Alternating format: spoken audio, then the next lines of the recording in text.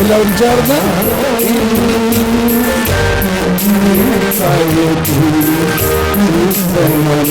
ഒന്നുകൂടി ശബ്ദം ഉയർത്തി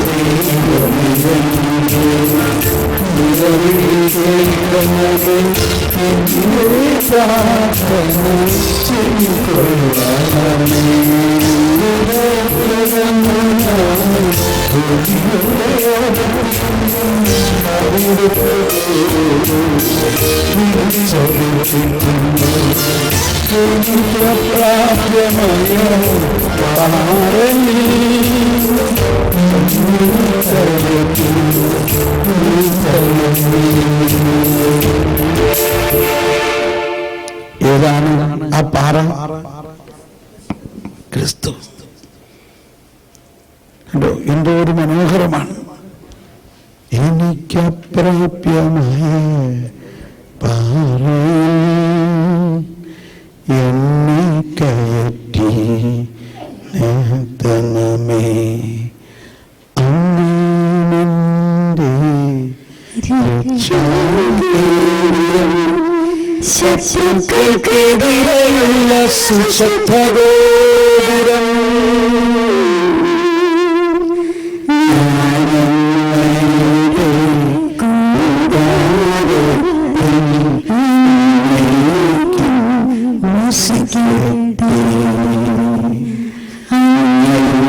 ചിറയും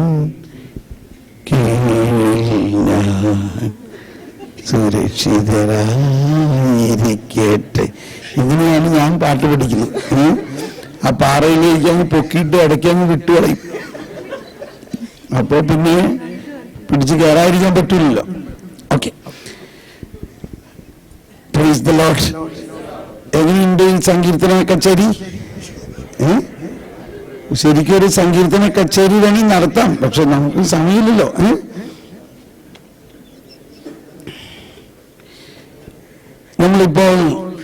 ചുരുങ്ങിയ സമയം കൊണ്ട് ഒരു പുത്തൻ കുമ്പസാരത്തിന് ഒരുങ്ങാൻ പോവുകയാണ്. കുമ്പസാരം എല്ലാ പ്രാവശ്യവും പുത്തൻ തന്നെയാണ് ഇല്ലേ? പക്ഷെ അങ്ങനെയാണോ? ചിലർ പറഞ്ഞു കേട്ടു, ഞാൻ ആദ്യ കുമ്പസാരത്തിന് കുമ്പസാരിച്ച ആ ലിസ്റ്റ് തന്നെ ഒന്ന് മോഡിഫൈ ചെയ്ത് എല്ലാ പ്രാവശ്യവും പറയാറാ പതിവ്.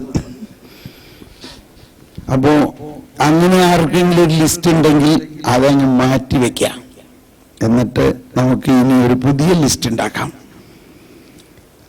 ഞാൻ ആ ലിസ്റ്റിന്റെ ഒരു പ്രിപ്പറേഷന് നിങ്ങളെ സഹായിക്കട്ടെ. അതാണ് ഒരു ചോദ്യം വരികയാണ്. ചോദിച്ചോട്ടെ? നിങ്ങൾക്ക് വിരോധമില്ലാണെങ്കിൽ ചോദ്യം ചോദിക്കുന്നുണ്ട്? ഇല്ല.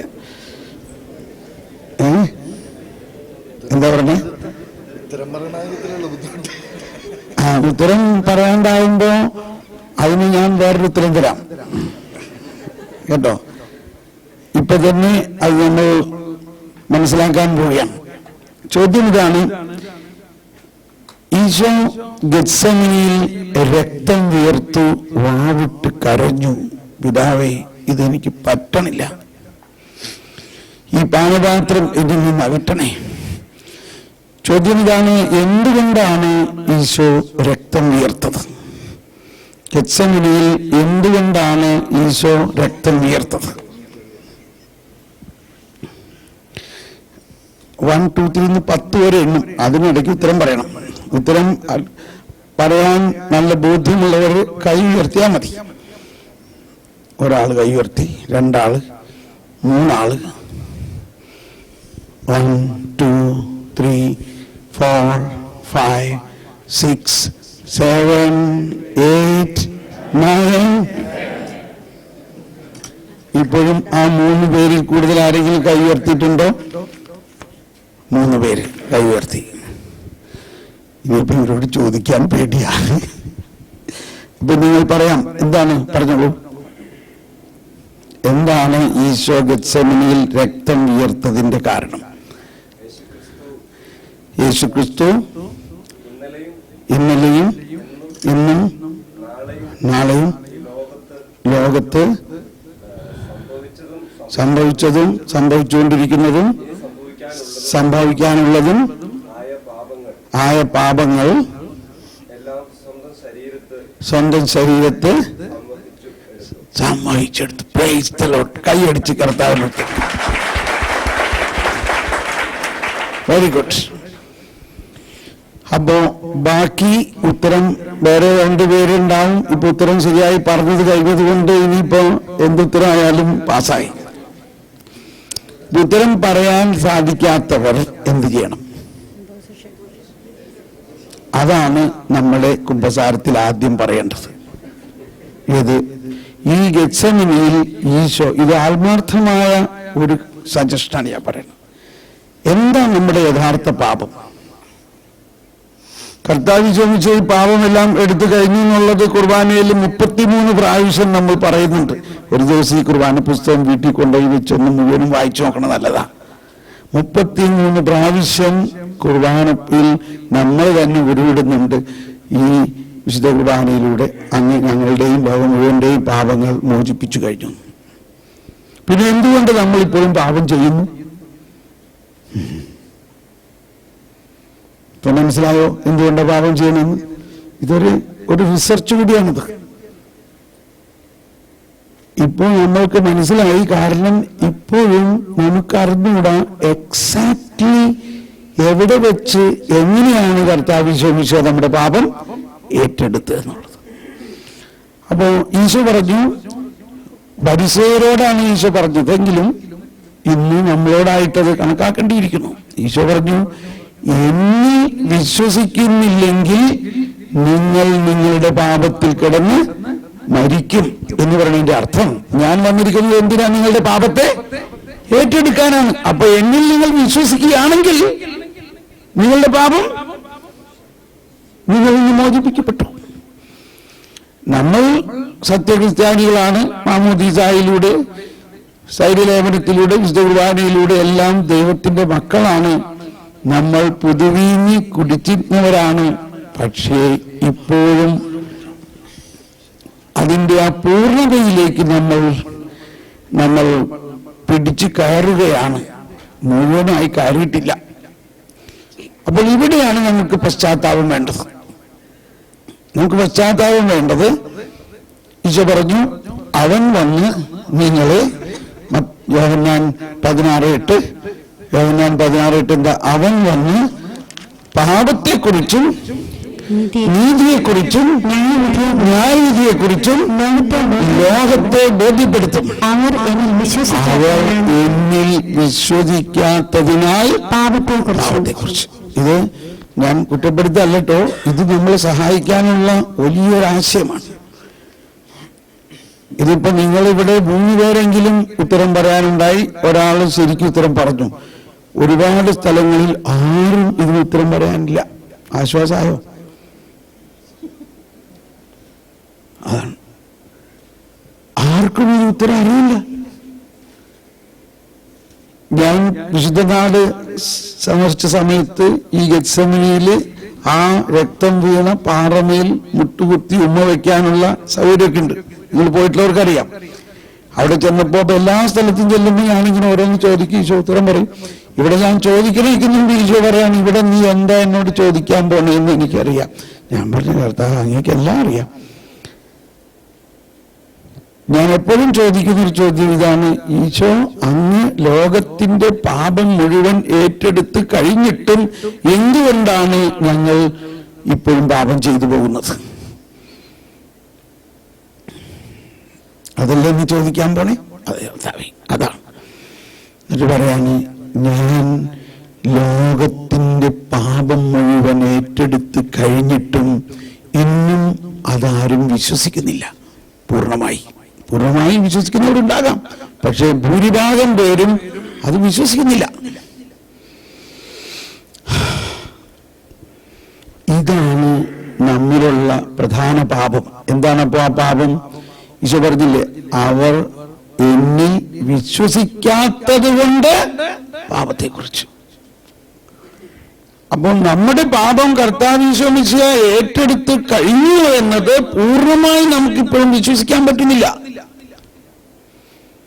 ഈ മേഖലയിൽ ഒന്ന് പശ്ചാത്തപിക്കാൻ നോക്കൂ.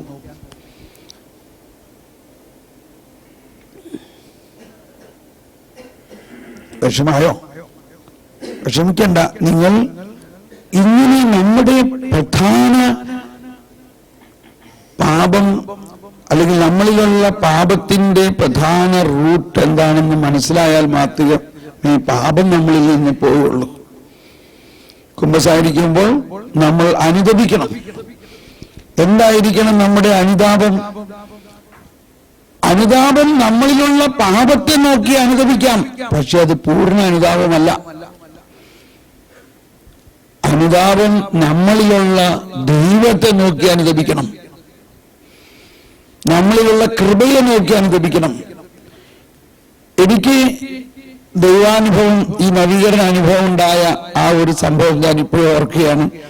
എൻ്റെ ഉള്ളിൽ കർത്താവ് വസിക്കുന്നു എന്ന വലിയ അനുഭവം എനിക്കുണ്ടായി കഴിഞ്ഞിട്ട് ഞാനങ്ങ് പശ്ചാത്താപം കൊണ്ട് കരഞ്ഞുപോയി.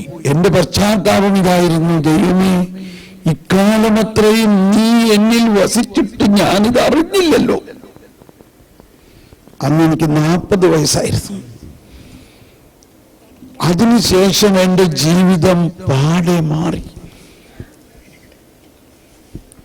എന്റെ പാപത്തെ ഓർത്തുള്ള അനുതാപത്തെക്കാൾ കൂടുതൽ എന്നിൽ ദൈവം വസിച്ചിട്ട് ഞാൻ അറിഞ്ഞില്ലല്ലോ. എനിക്ക് ദൈവം സകല ജ്ഞാനവും നൽകിയിട്ട് ആ ജ്ഞാനം ഞാൻ ഉപയോഗിച്ചില്ലല്ലോ. എനിക്ക് ദൈവം ദാനമായി വന്ന വിശ്വാസത്തിന്റെ കഴമ്പ് ഞാൻ കണ്ടില്ലല്ലോ. 3 കാര്യം മനസ്സിലായോ? ഇനി പെട്ടെന്നൊരു കാര്യം കൂടി പറയാണ്. നമ്മൾ ഈ വചനം എല്ലാവർക്കും അറിയാം. ഏത് വചനം? ഇപ്പൊ തന്നെ നമ്മൾ പറഞ്ഞ യോഹന്നാൻ 16:8 എന്താ പറയുന്നത്? അവൻ വന്ന് പാപത്തെക്കുറിച്ചും നീതിയെക്കുറിച്ചും ന്യായവിധിയെക്കുറിച്ചും ബോധ്യപ്പെടുത്തുമെന്ന് പറയുന്ന ഈ വചനത്തിന് ഒരർത്ഥം മതബോധന ഗ്രന്ഥത്തിൽ പറയുന്നത്, ഉയർത്തെഴുന്നേറ്റ കർത്താവിന്റെ നൽകുന്ന പരിശുദ്ധാത്മാവിലൂടെയാണ് ഉത്ഭവഭാവത്തെ കുറിച്ചുള്ള യഥാർത്ഥ ബോധ്യം നമുക്ക് മനസ്സിലാവുള്ളൂ എന്നാണ്. ഉത്ഭവഭാവത്തെ കുറിച്ച് പഴയ നിയമത്തിൽ ആരും കാര്യമായിട്ട് പഠിപ്പിച്ചിട്ടില്ല. എവിടെയെങ്കിലും പഠിപ്പിച്ചതായിട്ട് കാണുന്നുണ്ടോ? ആരും പറയുന്നില്ല. ഉത്ഭവഭാവത്തെ കുറിച്ചുള്ള വെളിപ്പെടുത്തൽ ഉത്ഥാനത്തിന് ശേഷം പരിശുദ്ധാത്മാവിലൂടെയാണ് വെളിവാക്കപ്പെടുന്നത്. ഈശോ ഒരു സൂചന നൽകിയിട്ടുണ്ട്. ആ സൂചന അന്നും ഇന്നും തെറ്റിദ്ധരിക്കപ്പെടുന്ന ഒരു സൂചനയാണ്. തെറ്റിദ്ധരിക്കപ്പെടുന്നു എന്ന് പറഞ്ഞാൽ ഒരു ഭാഷയുടെ ശൈലി കൊണ്ടായിരിക്കാം. ഈശോ ഫരിസേയരോടും നിയമജ്ഞരോടും സദ്ദുക്കായരോടും എല്ലാം ഈശോ പറഞ്ഞു, അണലി സന്തതികളെ നിങ്ങൾക്ക് നന്മ ചെയ്യാൻ എങ്ങനെ കഴിയും? ഹൃദയത്തിന്റെ തികവിൽ നിന്നാണല്ലോ അധരം സംസാരിക്കുന്നത്. ഇപ്പൊ നമ്മൾ പലപ്പോഴും കർത്താവ് അവർ ദേഷ്യത്തോടെ പറഞ്ഞു എന്നുള്ള മാതിരിയാണ് അതിനെ എടുക്കാറുള്ളത്. മലയാള ഭാഷയിൽ അണലി സന്തതി എന്നെല്ലാം പറയുമ്പോൾ അത് അത്ര ഒരു വാത്സല്യം നിറഞ്ഞ ഒരു വാക്കാണെന്ന് തോന്നുന്നില്ല. ഉണ്ടോ? ഒരു വാത്സല്യം അതിലുണ്ടോ? അതാണ് ഈ ട്രാൻസ്ലേഷനിലുള്ള ഒരു പരിമിതി. അതുകൊണ്ടാണ് മൂല ഗ്രന്ഥം, മൂലഭാഷ പഠിക്കണം. അതുകൊണ്ട് ചെറുപ്പക്കാർക്കൊക്കെ ഗ്രീക്ക്, ലാറ്റിനൊക്കെ പഠിക്കണം നല്ലതാ. കുറച്ചൊക്കെ ഭാഷ, അറ്റ്ലീസ്റ്റ് വേറെ 1-2 ഭാഷ. ഇപ്പൊ ഞാൻ ഹിന്ദിയിൽ പറഞ്ഞു, തമിഴ്, ഇങ്ങനെയുള്ള ഭാഷകളില് ഇതിന്റെ അർത്ഥം വേറെയാ. ഞാനൊരിക്കൽ ഇങ്ങനെ അച്ഛന്മാരെ ധ്യാനിപ്പിക്കാന് ഇവിടെ തമിഴ്നാട്ടിലെ വേളാങ്കണ്ണിയിൽ വെച്ചാ ധ്യാനം നടക്കുന്നത്. എന്നെ അങ്ങ് അത്ഭുതപ്പെടുത്തി. അന്നും കുർബാന തമിഴിലാ ചെല്ലണേ. അപ്പൊ അച്ഛൻ വിശുദ്ധ ലിഖിതം വായിക്കുമ്പോൾ അച്ഛൻ വായിച്ചത് ഇങ്ങനെയാ. വിശുദ്ധ ലിഖിതം തമിഴ് ബൈബിള്, അണലിപ്പാമ്പിൻ പൈതങ്ങളെ നിങ്ങൾ എപ്പടി നന്മ ചെയ്യ മുടിയും?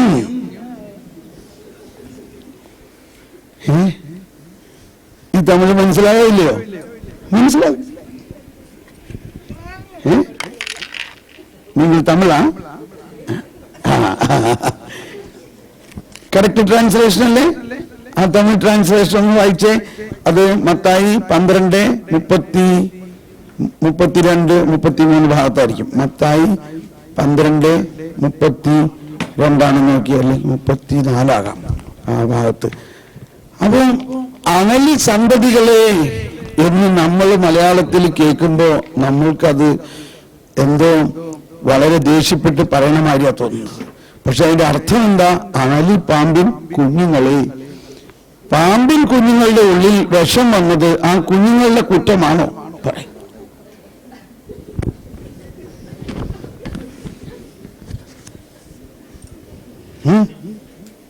എന്താ പറയ്, ആത്മാർത്ഥമായിട്ടൊന്ന് പറഞ്ഞേ. എന്താ ഇരിക്കണേ? കണ്ടോ?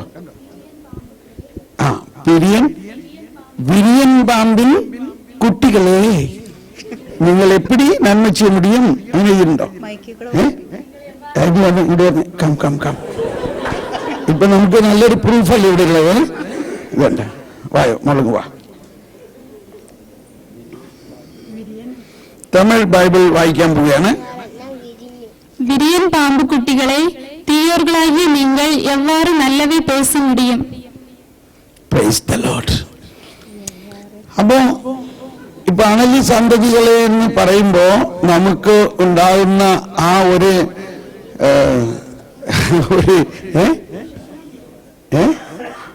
വിഷമോ എന്താ?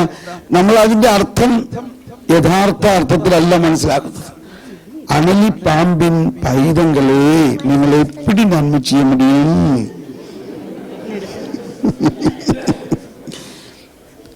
ഇതാണ് മനുഷ്യവംശത്തിന്റെ മുഴുവനും ഒരവസ്ഥ. എന്താണ് അവസ്ഥയുടെ കാരണം? അണലിപ്പാമ്പിന്റെ കുഞ്ഞുങ്ങളിൽ വിഷം വന്നത് ആ കുഞ്ഞിന്റെ കുറ്റമാണോ? എങ്ങനെ വിഷം വന്നു? അത് പൈതൃകമായി വന്ന വിഷമാണ്. അപ്പൊ അതാണ് പാപം ചെയ്യാൻ മനുഷ്യനെ കൊണ്ട് പാപം ചെയ്യിപ്പിക്കുന്നത്. ഫരിസേയരെ, നിയമജ്ഞരെ, നിങ്ങൾക്ക് ദുരിതം ഉണ്ടോ? ഈശോ ഭയങ്കര കരുണയോട് പറഞ്ഞതാണ്.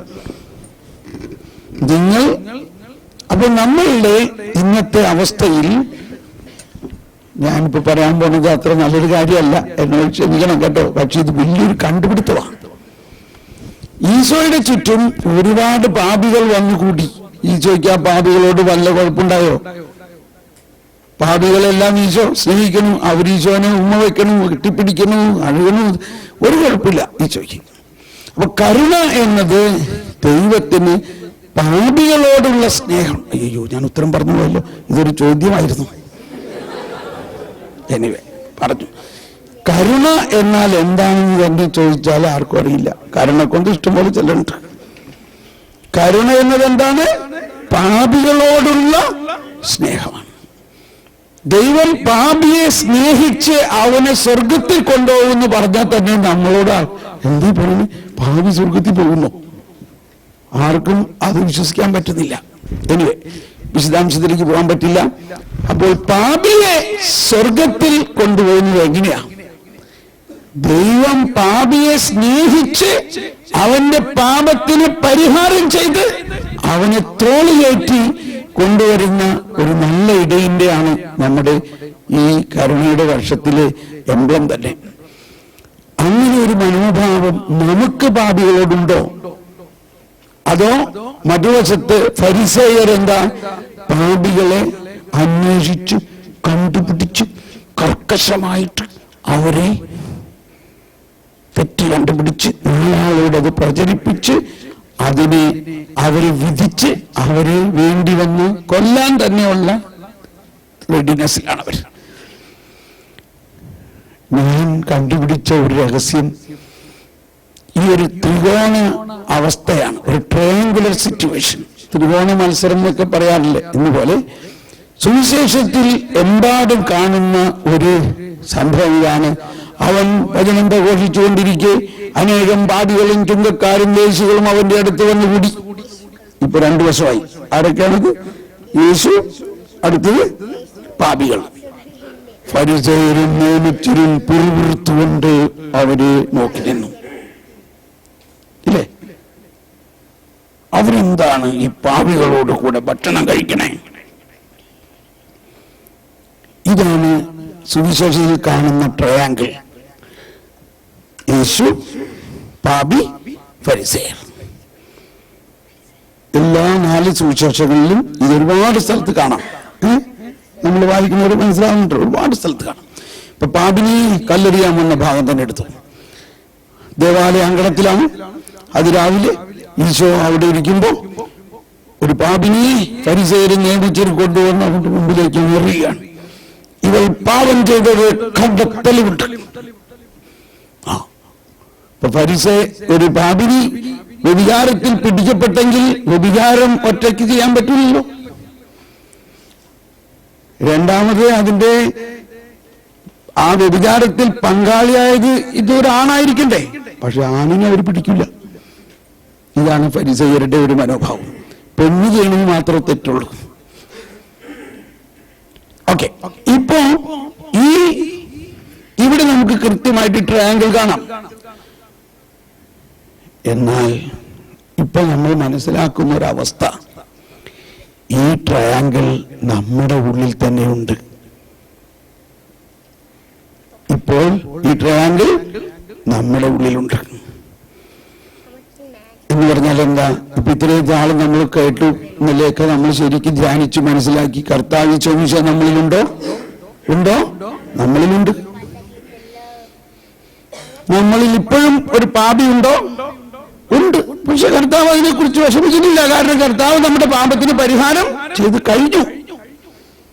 നമ്മൾ ഇപ്പൊ ചെയ്യുന്ന പാപങ്ങൾക്കും മനസ്തപിച്ച് കർത്താവിന്റെ അടുത്ത് വരുമ്പോൾ കർത്താവ് അത് പൂർണ്ണമായിട്ട് മാറ്റാനുള്ളത് പണ്ടേ ചെയ്ത് കഴിഞ്ഞിരിക്കണം. അതുകൊണ്ട് പശ്ചാത്തപിച്ച് വരുവിൻ, നിന്റെ പാപം കടും ചുവപ്പാണെങ്കിലും ഞാൻ അവയെല്ലാം നേരാക്കും, തൂവെള്ള പോലെ ഭംഗിയുള്ളതാക്കും. എന്നാൽ ഈ യേശുവും പാപിയും അല്ലാതെ വേറൊരാൾ കൂടി നമ്മുടെ ഉള്ളിലുണ്ട്. അതാരാ? അതാരാ? അതാരാ? ഒന്ന് ഉച്ചത്തിൽ പറഞ്ഞ്. ഫരിസേയൻ. ഈ ഫരിസേയർ അന്ന് ചെയ്തതെല്ലാം,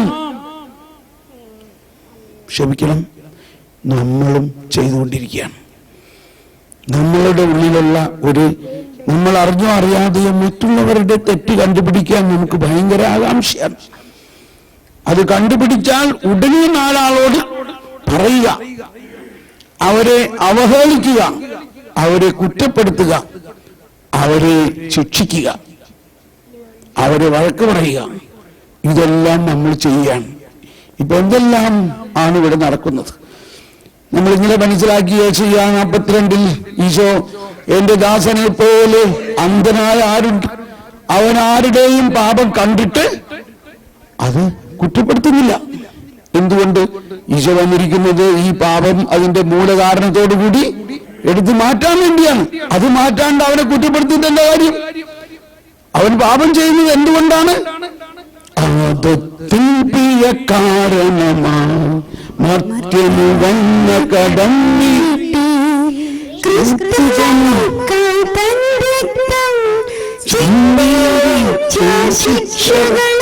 മതി. Thank you.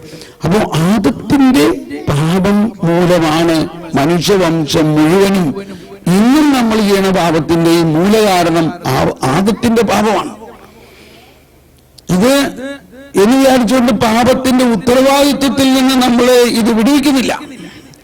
പാപം ഇന്ന് നമ്മൾ ചെയ്തു പോകുന്നതിന്റെ കാരണം നമ്മുടെ ഉത്തരവാദിത്വക്കുറവാണ്. റെസ്പോൺസിബിലിറ്റി. എന്താ നമ്മുടെ റെസ്പോൺസിബിലിറ്റി? നമുക്ക് ദൈവം തന്ന ഒരു നിധിയായ ഈ രക്ഷ നമ്മൾ റെസ്പോൺസിബിൾ ആയിട്ട് ഉപയോഗിക്കുന്നില്ല. ഇപ്പൊ ഞാനൊരു വീട്ടിൽ ചെന്നു, ആ വീട്ടിലെ എൻ്റെ വളരെ സ്നേഹിതനായ അദ്ദേഹം എനിക്ക് വളരെ നല്ലൊരു സമ്മാനം തന്നു.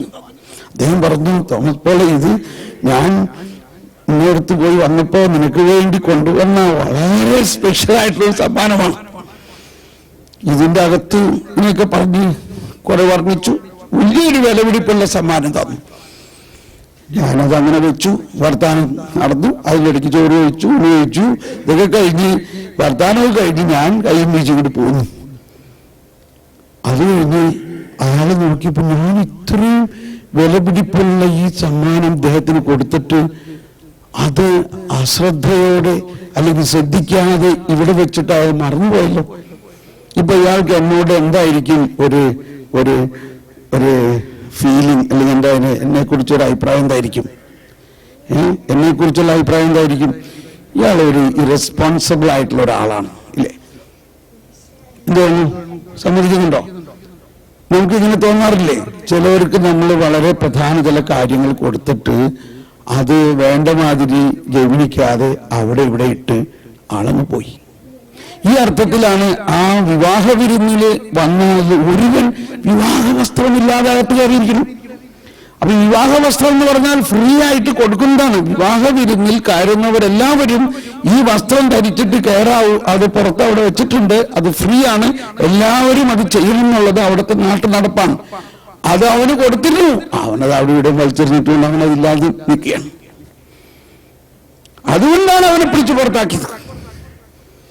എന്ന പോലെ കർത്താവിശ്വമിശിഹായാവുന്ന രക്ഷ നമുക്ക് നൽകപ്പെട്ടിട്ടും അത് ഉത്തരവാദിത്വത്തോടെ അതിൽ നമ്മൾ ലഭിച്ച പാപമോചനവും വിശുദ്ധീകരണവും പ്രാപിക്കാതെ അലക്ഷ്യമായി അതിന് നമ്മൾ കണക്കാക്കിയിരിക്കുന്നത് കൊണ്ടാണ് നമ്മൾ വീണ്ടും പാപം ചെയ്തു പോകുന്നത്. മാതാപിതാക്കൾ ചെയ്ത പാപം മുതൽ ഇന്ന് വരെയും അവസാനം വരെയുള്ള സകല പാപത്തിനും ഈശോ പരിഹാരം ചെയ്തു എന്ന് വിശ്വസിക്കണം. ആ വിശ്വാസക്കുറവുണ്ടെങ്കിൽ, അതിൽ വിശ്വാസക്കുറവുണ്ടെങ്കിൽ നമ്മുടെ പാപം നമ്മൾ വിട്ടു പോവില്ല. ഇതാണ് നമ്മളിൽ നിന്നും പാപം അകലാത്തതിന്റെ ഒരു പ്രധാന കാരണം. അപ്പൊ ഇന്ന് നമ്മൾക്ക് പോയിന്റ് ഞാൻ പറഞ്ഞു വന്നത്, ഫരിസേയ മനോഭാവം എന്ന് പറഞ്ഞാൽ അതിൽ ഒരുപാട് കാര്യങ്ങളുണ്ട്.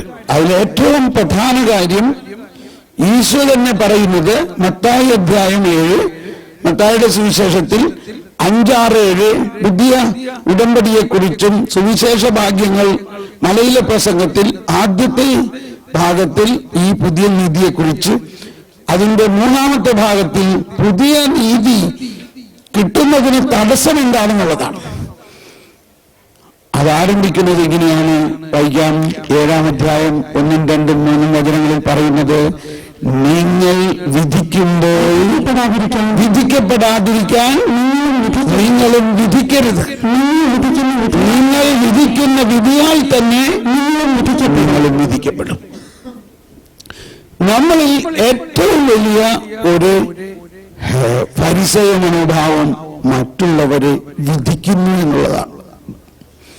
അവിടുത്തെ വലിയ റിസ്ക് എന്നാൽ നിങ്ങൾ വിധിക്കുന്ന വിധിയാൽ തന്നെ നിങ്ങളും വിധിക്കപ്പെടും. രണ്ടാമത് പറയുകയാണ്, നിന്റെ കണ്ണിൽ തടിക്കഷ്ണമിരിക്കെ മറ്റുള്ളവന്റെ കണ്ണില് കരടെടുക്കുന്നത് എന്താണ്? എനിക്കിത് അനുഭവമായി എന്ന് പറഞ്ഞാൽ എനിക്ക് മനസ്സിലായി, ഞാൻ യേശുവിൽ വിശ്വസിക്കുന്നു, ഇതൊക്കെ ഉണ്ടെങ്കിലും എന്റെ ഉള്ളിലെ ഈ ഫരിസേയൻ ഉള്ളത് കൊണ്ടാണ് എനിക്ക് ഈ ദൈവാനുഭവം മുഴുവൻ ഇല്ലാത്തത്. അന്ന് ഞാൻ കുമ്പസാരിക്കാൻ ഓടി എന്നുള്ളതാണ്. ഇതുപോലെ കുമ്പസാരത്തിന് അത്ര അർജന്റ് ഓടണം എനിക്ക് അനുഭവം ഉണ്ടായിട്ടില്ല. പക്ഷെ ഈ എന്റെ ഉള്ളിലെ ഫരിസേയനാണ് എന്നെ തളർത്തുന്നത് എന്ന് എനിക്ക് മനസ്സിലായി. അതെന്തൊക്കെയാണ്? മറ്റുള്ളവരുടെ തെറ്റ് കണ്ടുപിടിക്കാൻ ഒരു 2-3 മിനിറ്റ്സ് മോർ. മറ്റുള്ളവരുടെ തെറ്റ് കണ്ടുപിടിക്കാൻ എനിക്ക് ഭയങ്കര വ്യഗ്രത. ഞാൻ ഉദ്ദേശിക്കുന്നത് അവനോട് തെറ്റ് തിരുത്തി കൊടുക്കണം. നമ്മൾ തിരുത്തി കൊടുത്തുകൊണ്ട് തിരുത്താനൊന്നും പോണില്ല. ഇത് ആരെടുത്ത് മാറ്റണം? കർത്താവ് ഈശോ മിശിഹ മാറ്റിക്കഴിഞ്ഞിരിക്കുന്നു എന്ന് അവൻ മനസ്സിലാക്കണം. അതുപോലെ തന്നെ ഫരിസേയ മനോഭാവത്തിന്റെ അടുത്തതെന്താ? ഔസേപ്പിതാവ് നീതിമാനാകയാൽ അവളെ പരസ്യമായി അവഹേളിക്കാതെ പിന്നോട്ട് വരാൻ തീരുമാനിച്ചു. ഇത് വലിയൊരു ചിഹ്നമാണ് ദൈവനീതിയുടെ. ഒരു സ്ത്രീ വിവാഹം കഴിക്കുന്നതിന് മുമ്പ് അയാൾ വിവാഹം കഴിക്കാനിരിക്കുന്ന സ്ത്രീ ഗർഭിണിയായി നടന്നിട്ട് അവരുടെ നിയമപ്രകാരം അവളെ അധികാരികൾക്ക് ഏൽപ്പിച്ചു കൊടുക്കുകയും തലമുണ്ടനം ചെയ്ത് പരസ്യമായി അവഹേളിക്കുകയും കല്ലെറിയുകയും ചെയ്യേണ്ടതാണെങ്കിലും അവൻ നീതിമാനാകയാൽ അവൾ അപമാനിതയാകാൻ വേണ്ടാന്ന് വെച്ചിട്ട് മിണ്ടാതെ ഇരിക്കുകയാണ്. ഇതാണ് ദൈവനീതി. ഇങ്ങനെ ഒരു ആശയത്തെ നമ്മൾക്ക് എടുക്കാൻ പറ്റുമോ? മാതാവിനെ നമ്മൾ അനുകരിക്കുന്നവരാണെങ്കിൽ മാതാവ് ആരുടെയെങ്കിലും കുറ്റം പറഞ്ഞ് കേട്ടിട്ടുണ്ടോ? മിണ്ടുന്നില്ല. അപ്പൊ നമുക്ക് ഇപ്പോൾ ഈശോയെ വിളിച്ചു വെച്ച് വിശുദ്ധ കുമ്പസാരത്തിന് ഒരുക്കമാവുമ്പോൾ ഈ കാര്യങ്ങൾ പ്രധാനമായിട്ട് നമ്മൾ കുമ്പസാരത്തിൽ ഏറ്റുപറയാൻ വേണ്ടി ഒരുങ്ങുക. ഒന്ന്, നമ്മൾ രക്ഷ പൂർണ്ണമായിട്ട് നമ്മളിൽ വന്നിട്ടും അതിലുള്ള വിശ്വാസക്കുറവ്, ഈശോ രക്തധമനികൾ പൊട്ടി നമ്മുടെ പാപം ഏറ്റെടുത്തിട്ടും നമ്മളിൽ ആർക്കും പലർക്കും അത് അറിയില്ല എന്ന ഒരവസ്ഥ, അതിനെക്കുറിച്ച് അനുഭവിക്കുക. മറ്റൊന്ന്, നിത്യജീവൻ എന്താണെന്നറിയാത്ത അവസ്ഥ. മറ്റൊന്ന്, കൃപ എന്താണെന്നറിയാത്ത അവസ്ഥ. മറ്റൊന്ന്, മറ്റുള്ളവരെ വിധിക്കുന്ന അവസ്ഥ. നമ്മളിലുള്ള ഫരിസേയ മനോഭാവങ്ങളിൽ പ്രധാനമായിട്ടുള്ള കാര്യം അതാണ്. നമുക്ക് എഴുന്നേറ്റ് നിൽക്കാം. ഈശോയെ നമ്മുടെ മധ്യത്തിലേക്ക് നമ്മൾ സ്വീകരിക്കുന്നതോടൊപ്പം നമുക്കൊന്ന് സ്തുതിച്ച് പരിശുദ്ധാത്മാവിനെ വിളിച്ച് പ്രാർത്ഥിക്കാം. നമ്മൾ ഇപ്പോ ഉടനെ തന്നെ വിശുദ്ധ കുമ്പസാരത്തിന് ഒരുങ്ങുകയാണ്. അപ്പോൾ ഇവിടെ ഇരുന്നാൽ മതിയിരുന്ന് നമ്മൾ കുമ്പസാരത്തിന് തയ്യാറായിക്കൊണ്ടിരിക്കുമ്പോൾ വോളണ്ടിയേഴ്സ് നിങ്ങളെ ഓരോരുത്തരായിട്ട് അല്ലെങ്കിൽ വരിവരിയായിട്ട് കൊണ്ടുപോകും. അങ്ങനെ കുമ്പസാരം കഴിഞ്ഞിട്ടും ഇവിടെ വന്നിരുന്ന് നമ്മളുടെ ആത്മവിശുദ്ധീകരണത്തിനായിട്ട് നമുക്ക് പ്രാർത്ഥിക്കാം. ഈ കുമ്പസാര ഇടവേള സമയത്ത് ഞാൻ ഇവിടെ സാക്രിസ്റ്റിയിൽ ഇരിക്കുന്നുണ്ട്. ആർക്കെങ്കിലും എന്തെങ്കിലും ഒരു കൗൺസിലിങ്ങോ അല്ലെങ്കിൽ എന്തെങ്കിലും സഹായമോ വേണമെന്നുണ്ടെങ്കിൽ, എന്നെ വന്ന് കാണണമെന്നുണ്ടെങ്കിൽ നിങ്ങൾക്ക് കാണാവുന്നതാണ്. നമുക്ക് മുട്ടുകുത്തി